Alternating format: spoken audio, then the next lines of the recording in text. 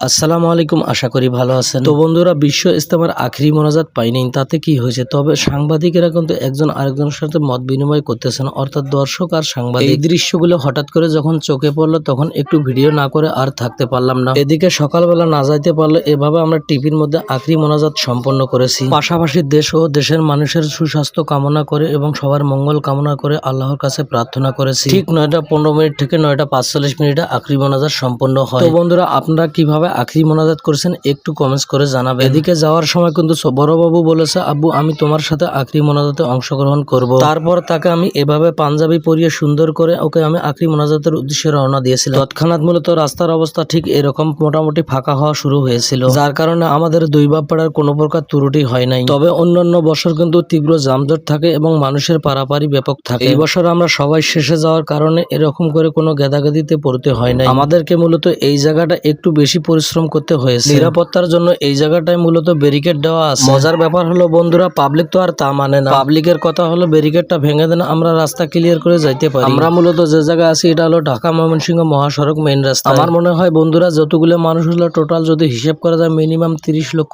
মানুষের উপরে হবে। বন্ধুরা, এরকম পরিস্থিতিতে যদি কেউ কখনো পড়ে থাকেন, মোবাইল আর টাকা পয়সা সাবধানে রাখবেন। কথাটা কেউ নেগেটিভ লাইনে নেবেন না, কারণ এরকম পরিস্থিতিতে অনেকজনের মোবাইল হারাইছে, এটা অসংখ্য নজির আছে। অন্যান্য বারের তুলনায় এবারে মা বোনেরা ব্যাপক উপস্থিতি ছিল। আমার মতে এইরকম অবস্থা মা বোনদের না আসা উচিত। কথা ক্লিয়ার না ভেজাল আছে বন্ধুরা, একটু কমেন্টস করে জানাবেন। এদিকে আখেরি মোনাজাত শেষে অনেক মুসল্লি কিন্তু বাড়ির উদ্দেশ্যে রওনা দিয়েছে।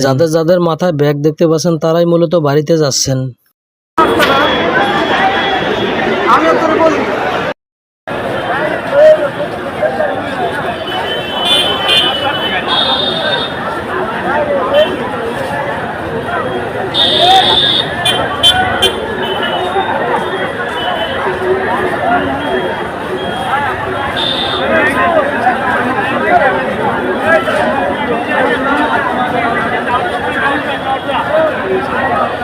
তো বন্ধুরা, কথার ফাঁকে ফাঁকে আর একটা কথা বলি, ইতিপূর্বে যে ভালোবাসাগুলো দিয়েছেন তাতে করে আমার 2500 ফলোয়ার পূরণ হয়েছে, অর্থাৎ 2.5K ডান। যার কারণে হাতটা একটু লাড়াচাড়া দিয়ে একটু সেলিব্রেশন করার চেষ্টা করলাম। তো বন্ধুরা, আমার সেলিব্রেশনটা কেমন হলো একটু জানাবেন। আর এই জায়গায় যে সাংবাদিক এসেছে সম্ভবত যমুনা টিভির সাংবাদিক, হয়তোবা রাতের বেলায় খবরের মধ্যে এটা দেখতে পারবেন। তো বন্ধুরা, এখন আমাদের বাসা যাওয়ার পালা। বাসায় যাওয়ার পূর্বে কিছু একটা কেনা যায় কিনা দেখি। আমার মনে হয় এইদিকে কিছু না নেওয়াটাই ভালো হবে। আপনারা সবাই জানেন আমার একটা দোকান আছে, ওখানে নিত্য প্রয়োজনীয় সব জিনিসই থেকে থাকে। এজন্য আমাদের ওই রকম কিছু কেনার প্রয়োজন সচরাচর হয় না। একমাত্র কাপড় চাপড় ব্যতীত অন্য জিনিস আমরা বাইরে থেকে কখনো কেনা হয় না। তো বন্ধুরা, সবাই ভালো থাকবেন, সুস্থ থাকবেন, আমার পেজটা ফলো করবেন, ইউটিউব হলে সাবস্ক্রাইব করবেন, আর ভিডিওটি ভালো লাগলে লাইক কমেন্ট শেয়ার দ্বারা পরিপূর্ণ করে দিবেন। তো বন্ধুরা, তৎক্ষণাৎ ভালো থাকেন, আল্লাহ হাফেজ।